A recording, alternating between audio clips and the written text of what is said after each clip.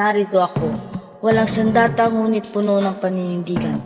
Kung ang aking kamatayan ang magpapalaya sa aking bansa, hayaang ang huling hininga ko ay maging alay sa kalayaan. Ang dugong dadanak ay magiging pataba sa punlang magpapalaya sa ating bayan.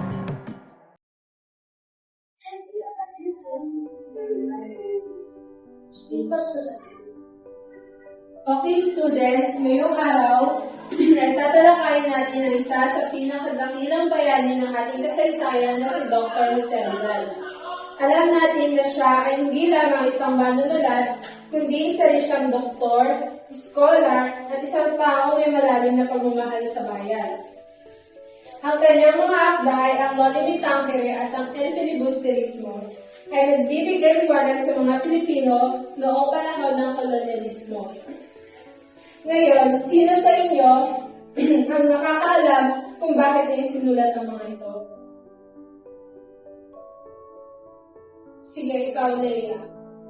Ma'am, para po ipakita ang mga abuso ng mga fraile at mga opisyal ng Espanya sa Pilipinas. Sa Noli Me Tangere, ipinaalam niya sa mga tao ang mga sakit ng ating lipunan.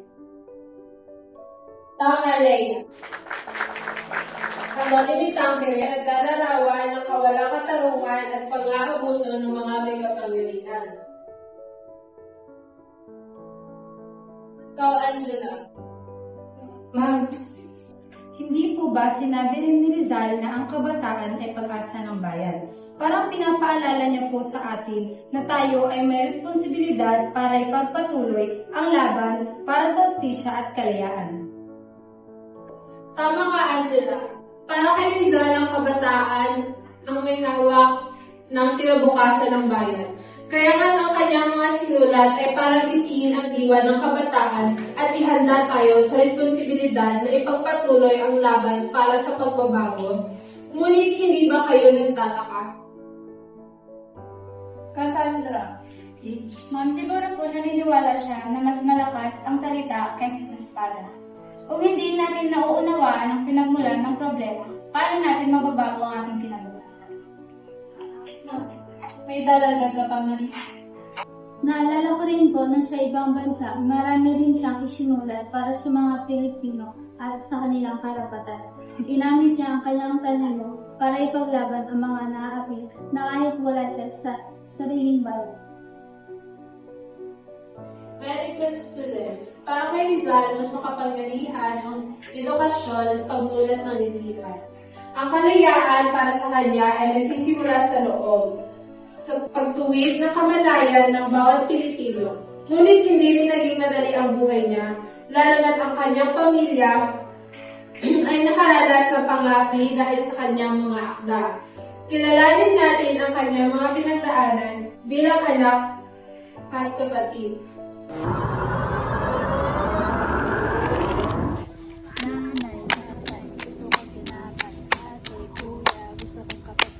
Uy, si Pepe! Tara, ayain natin siya. Mari ba tayo maglaro ng tagot-taguan? Tara, masaya yan! May bataya! Taya si Pepe! Tago-taguan, maliwanag ang buwan. Wala sa likod, wala sa harap. Pagbilang ko 3, nakatago na kayo. 1, 2, 3! Nandyan na ako! Magtago na kayo! Nasaan na kaya si Jose? Waka! Tiyak! Asan na kaya si Jose? Yung batang yan talaga? Nasaan na kaya sila? Nakita mo ba? Jose! Jose! Halina rito! Oras na ng pag-aaral! Hala, Jose, tinatawag ka na ng inay. Hala, oo nga! Uy, kailangan ko nang umuwi. Paalam! Jose! Inay, narito na po ako.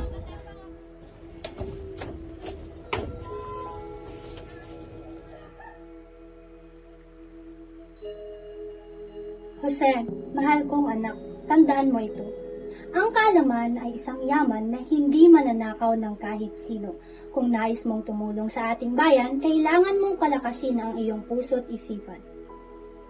Nay, paano po ba makakatulong ang pag-aaral para sa pagpapalaya ng ating bayan? Kung nais nating maging malaya, Jose, kailangan nating maintindihan ang ating halaga at ang ating karapatan. Ang isang taong may alam ay hindi madaling madala sa pang-aapi at mga kasinungalingan. Kaya anak, pagbutihin mo ang iyong pag-aaral at gamitin mo ang iyong kaalaman, hindi lamang para sa iyong sarili, kundi para sa lahat. Nais ko pong makatulong, lalo na po sa mga tao, lalo na sa mga walang boses. Kaya po ba, Inay, natatakot ang mga prele sa mga edukadong Pilipino?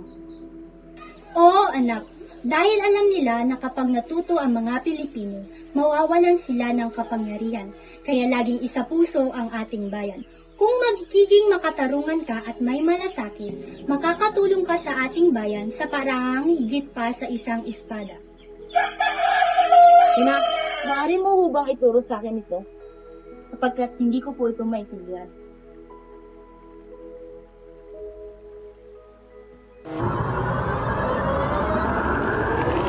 Jose, para kang nakakulangan sa pahinga. Halos gabi-gabi ka nang nagsusulat.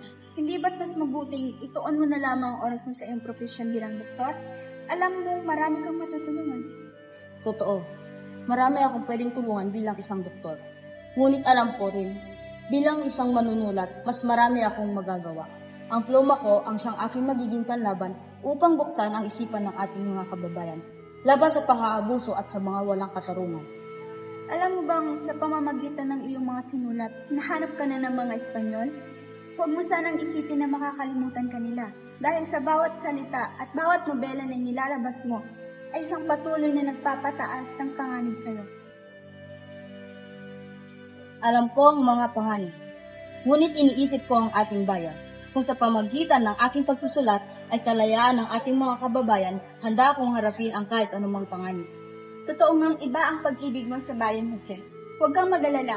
Kami, na mga kabataan ng Pilipinas, ay nandito rin sa iyong likod. Pinagtitibay mo ang aming tapang at kamalayan. At kayo rin ang aking lakas. Sa inyo ko rin nakikita ang pag-asa ng bayan. Ngunit kailangan nating magpatuloy hindi lang para sa ating kinabukasan, kundi para sa susunod ding mga henerasyon.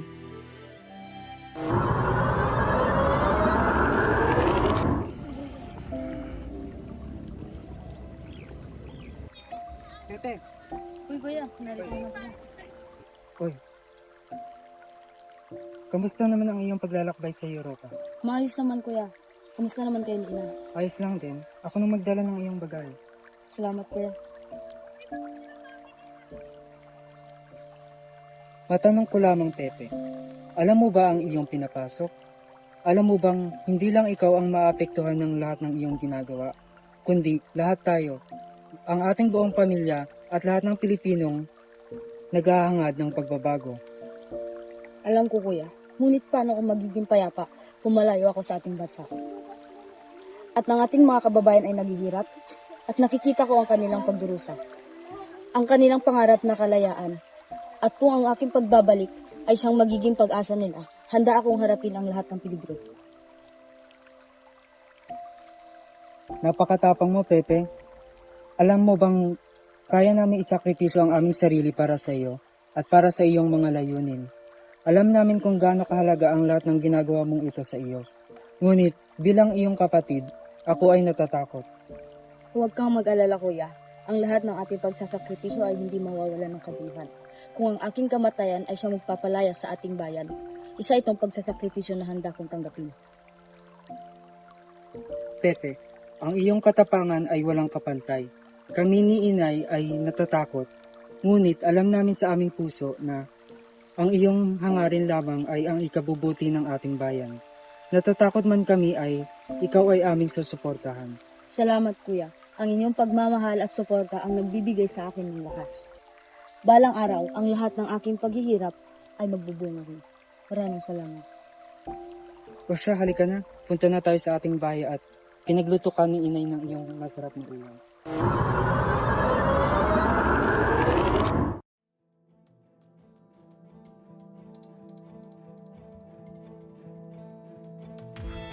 Dr. Jose Rizal, ikaw ay nahatulan ng pamatay. Ngunit bago ang iyong ulisan ay, bibigyan ka namin ng pagkakataon magpahayag ng iyong ulit salita Hindi ko kailangan ipagtanggol ang aking sarili. Ang aking mga sinulat ay para lamang sa katotohanan at kalayaan. Ang hustisya ay darating din sa tamang panahon, at ang aking pagsasakripisyo ay mag-aalab sa puso ng bawat isang Pilipino. Gobernador General, iginagalang ko ang proseso ng hukuman. Ngunit naniniwala ko na ang aking kliyente ay hinatulan hindi dahil sa kanyang paglabag sa batas, kundi dahil sa kanyang prinsipyo. Walang konkretong magpapatunay na si Dr. Jose Rizal ang nagpasimulo ng pag-aalsa laban sa Espanya. Ang kanyang mga akda ay mga panawagan para sa reforma, hindi para sa revolusyon. Ngunit, attorney, ang kanyang salita ay nagbibigay ng pag-aaklas. Kung hindi niya nais ang pag-aaklas, bakit siya nagsulat ng mga aklatang pumupunan sa simbahan ng pamahalaan? Ang layunin ni Dr. Jose Rizal ay hindi para manggulo, kundi para makabuti ang sistema. Hindi ba tungkulin ng bawat mamamayan na punahin at baguhin ang mga mali upang maisulong ang karapatan ng bayan? Ang kanyang pagsusulat ay isang uri ng pagmulat, hindi ng pag-iimagsik. Sumasang-ayon ako sa aking abogado. Sa puso ko, alam kong ang aking mga sinulat at siyang magiging kapakanan ng aking mga kababayan. Hindi ko kayang manahimik lamang habang ang aking bayan ay naghihirap. Kung ang aking kamatayan at kapamakan ang magbubukas sa isipan ng aking mga Jose, bakit mo pinili ang landas na ito? Maaari kang maging matagumpay na doktor sa ibang bansa at lumayo sa gulugig. Ngunit pinili mong bumalik at harapin ng tiyak na kapamakan. Bakit? Ang isang Pilipino ay hindi nagtatawag sa likod ng pagkakala.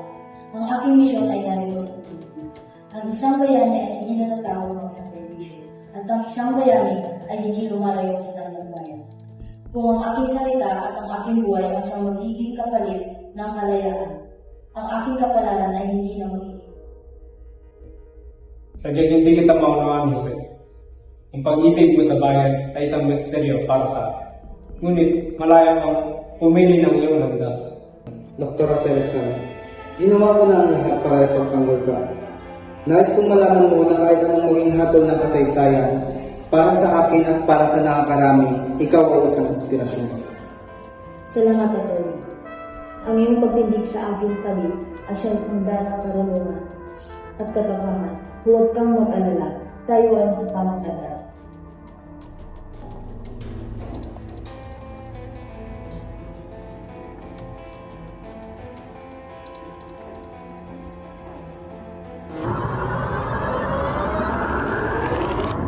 Hussein! Anak ko! Hinahin mo ang kapatid ko! Labis akong nasasaktan. Nauunawaan kong dahilan ng lahat ng iyong sakripisyo. Alam kong ang lahat ng iyon ay para sa ating bayan. Huwag kang mag-alala, Inay. Ang aking buhay ay isa lamang maliit na alay para sa ating bayan. Nandito lamang ang magiging paraan upang buksan ang damdamin ng ating mga kababayan. Handa kong tanggapin ang aking kapalaran ng buo sa aking puso. Kuya, di ko suwat akalaing darating araw na ito. Ngunit alam kong matagal na ang pinaghahandaan ng iyong kapalaran para sa ating bayan. Masakit man, ipinagmamalaki ka namin. Salamat, Sisa. Ang inyong pagmamahal at pagsuporta ang aking nagiging lakas. Huwag kayong magpapadala sa takot. Patuloy niyong ipaglaban ang inyong kalayaan. Kuya, narito ang iyong piling. Ang huling pahina na nais mong isulat. Salamat, Trini. Pinupuri kita sa inyong kalakasan at katapangan. Patuloy mong mahalin ang ating bayan.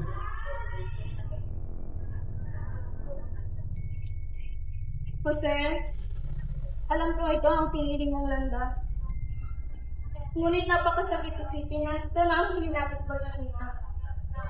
Hindi ko makakalimutan ang mga araw na tayo magkasama. Pinagmamalaki kita, mahal ko. Sige, mahal ko. Maraming salamat sa iyong pagmamahal at pagmamahal. Alam ko kahit ako'y wala na, ikay malang at iyong mahal. Ipinapangako ko sa iyo na ang aking pagmamahal ay hindi maglayaw kahit sa kabilang ito.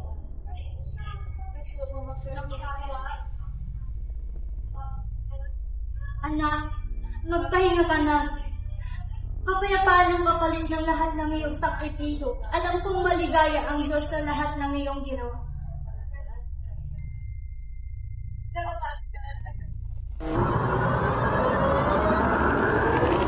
Ang bayan kong Pilipinas, lupain ng kintot bulaklak, pag-ibig ang sa kaniyang palat, nag-alay ng gandang dilag.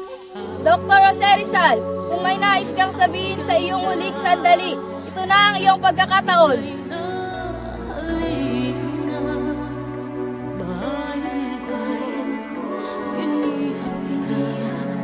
Nasadlak sa pusa, ibon mang may layang lumipad, kulungin mo at umiiyak, bayan pa kayang sakdal dilag. Mano! Consumado es! Huevo! Pilipinas kong minumutya, ugat ng luha ko't dalita, aking adhika, makita kang sakdalaya.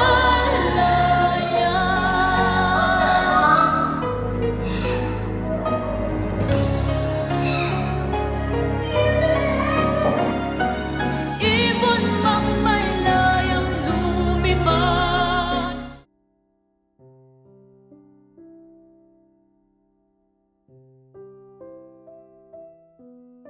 Binawian ng buhay si Rizal pero ang kanyang mga ideya ay nananatiling buhay sa puso ng mga Pilipino. Sa kabila ng kanyang kamatayan, ipinakita niya ang isang tao ay maaaring lumaban sa pamamagitan ng prinsipyo at paninindigan na hindi laging armas ang kailangan upang makamtan ang kalayaan. Sige, Carmen, may dalagdag ka. Ma'am, makikita po natin kahit hindi siya umawat ng armas, ang kanyang mga salita ang nagbigay sigla sa mga Pilipino. Dahil sa kanya, mas nauunawaan natin ang ating mga karapatan at ang ating lakas bilang bayan. Sige, Narda, may dalagdag ka pa ba? Tama, ma'am. Hindi siya ang nagsimula ng revolusyon sa paraan ng paggamit ng mga armas. Ngunit sa kanyang paraan ng pagsusulat, maraming Pilipino ang napukaw at nagbuksan ng kanilang damdamin at isipan. Itinuro niya na ang kahalagahan dapat ng pag-aaklas ay dapat magsimula sa ating isipan at pag-unawa ng ating sariling halaga.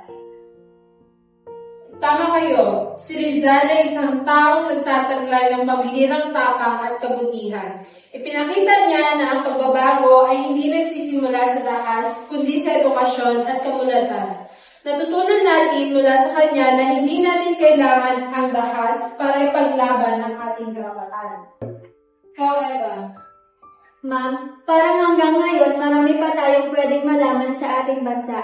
Pero dahil sa sakripisyo ni Dr. Jose Rizal, naipasa niya ang pananagutan sa ating kamay.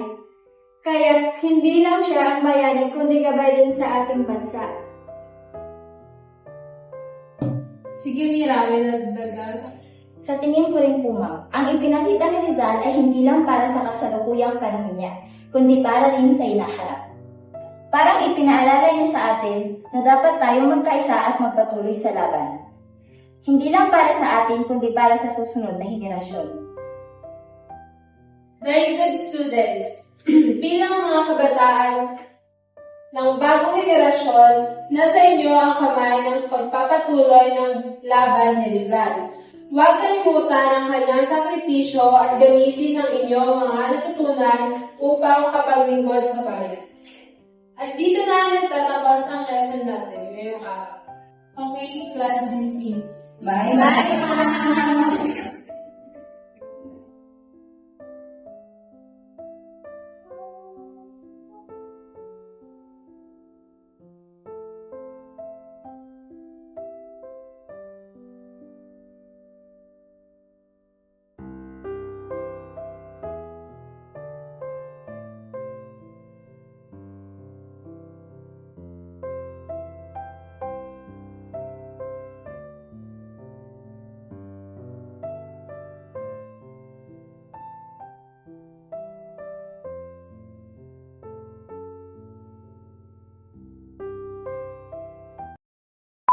Jose? Jose? Napakatapang mo, Pepe. Alam namin kung... Action! Dr. Jose Rizal, kung may nais kang sabihin sa iyong huling sandali, ito na ang iyong pagkakataon. 1, 2, 3, 4...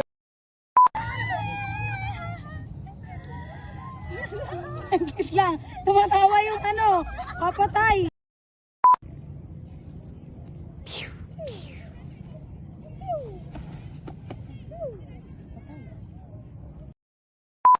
Hello sa cellphone ni Ikaw. Pakawalan niyo ako dito, guys. Hindi ko deserve ang makulong. Nagsulat lang naman ako. Pakawalan niyo si Rizal.